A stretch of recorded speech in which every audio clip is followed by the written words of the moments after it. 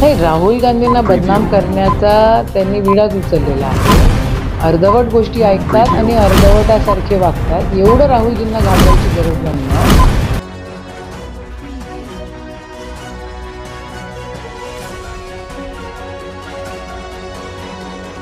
नाही, राहुल गांधींना बदनाम करण्याचा त्यांनी विडाच उचललेला आहे. अर्धवट गोष्टी ऐकतात आणि अर्धवटासारखे वागतात. एवढं राहुलजींना घाबरायची गरज नाहीये. पूर्ण वाक्य आपण ऐकलं पाहिजे आणि पूर्ण वाक्यामध्ये असं त्यांनी म्हटलेलं आहे, की ज्या दिवशी समानता येईल, त्या दिवशीचा विषय आपण करू. पण भाजपवाल्यांना समानता आणायची नाहीये. मग या सगळ्या गोष्टी करण्याचा उगाच कशासाठी? मागच्या वेळेला असं स्टेटमेंट काहीतरी केलं होतं, आलूचं आणि सोन्याचं. तेही पूर्ण वाक्य सांगितलेलं नाही. आजही पूर्ण वाक्य सांगत नाहीये. हे अशा गोष्टी करून चालत नाही. तुम्ही या देशातले आहे. राहुलजी पण या देशातले आहेत.